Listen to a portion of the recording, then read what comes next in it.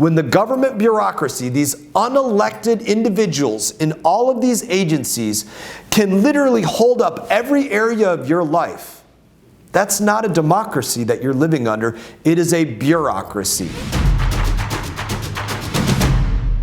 Hey everybody, I hope you're all doing great. Congressman Brian Mast here. I'm here with an update on what has happened in Washington, D.C. this week. So let's get started. Let's talk about a number of things that I did.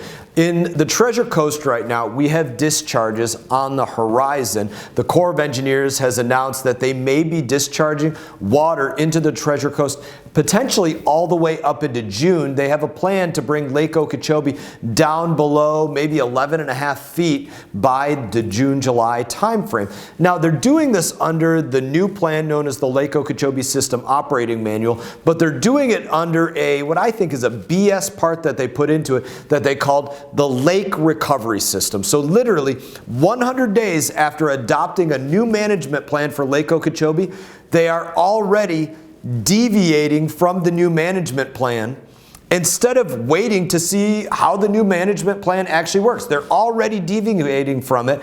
And with what they're doing with this, quote, lake recovery mode, I went and I spoke to a group about it. I wrote the Army Corps of Engineers a letter about it saying, one, this is a bad idea for you to do all these discharges. And I'll talk about the amounts in a minute. But I said, number two, and this group I was speaking with was known as the South Florida Ecosystem Restoration Task Force.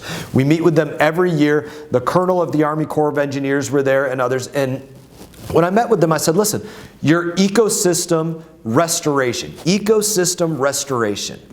it makes zero sense at all for you to say you're restoring the ecosystem by doing a little bit of good for Lake Okeechobee while you're destroying a whole bunch of other places.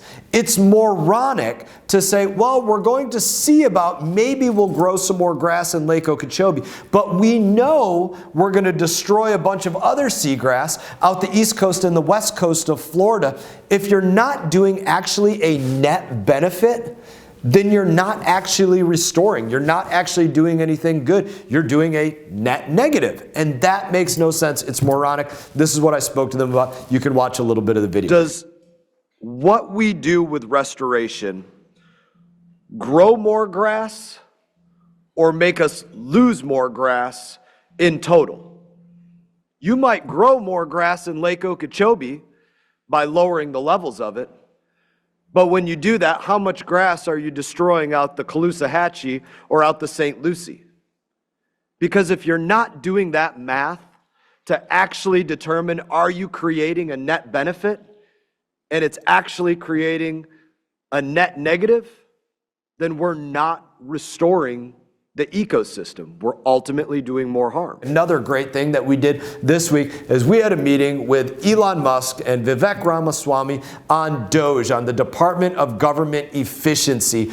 And man, can I tell you, this is going to be the biggest breath of fresh air. It's going to come in and it's going to turn over the tables of what's going on in Washington, D.C. All of the waste, all of the fraud, all of the abuses, all of the places that we can be more efficient and make sure that we have a balanced budget in this country, that America is not spending more than what it's taking in. Because when we balance the budget, we reduce inflation. Say that again. When we balance the budget, when we're not spending more than what we're taking in, when we're not trying to take in more from you all because we're spending way too much, then inflation goes down. It's a very big deal to do this for every single American. I spoke to them very specifically about what is my biggest lane in overseeing the State Department. And when you're dealing with the State Department, and this is what I told them, every dollar comes out of your pocket, but it's going to some other country and some other company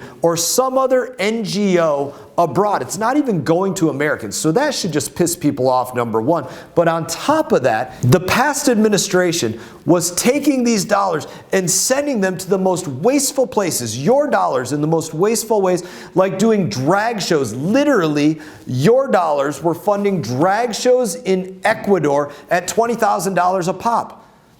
There's nothing about that makes America the partner of choice. It's entirely a waste of your money. I don't know anybody that would agree with that. Maybe we could find a few radical lunatics that might agree with it, but you get the idea. Or your $500,000 to expand atheism in other countries like Nepal. It makes absolutely no sense, but these are ways that they're wasting your money, and they've tried to hide from us 100 other places where they're wasting your money. And this is one of, I think, the best and the most profound statements that Elon said, and he said it numerous times, and I really look forward to this being said again. He said, listen, we are not living under a democracy. We're living under a bureaucracy. And that's the truth of what's going on. When the government bureaucracy, these unelected individuals in all of these agencies can literally hold up every area of your life, that's not a democracy that you're living under. It is a bureaucracy. And when we flip over the tables and we change that, we all get to be under a democracy again. I also want to mention briefly, this week, our office was proud to announce the winner of our Congressional App Challenge.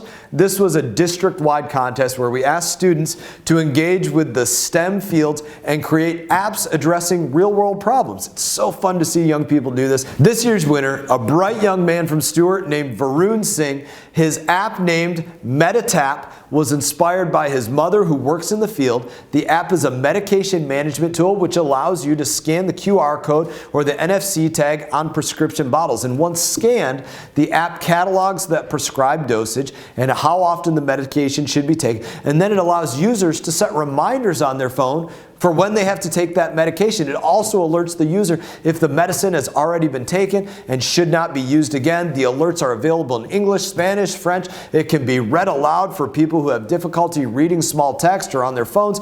Congratulations, Varun, on creating such an outstanding app. You have a very bright future ahead, and a reminder to everybody that we do this challenge every year for those in high school interested in participating next year.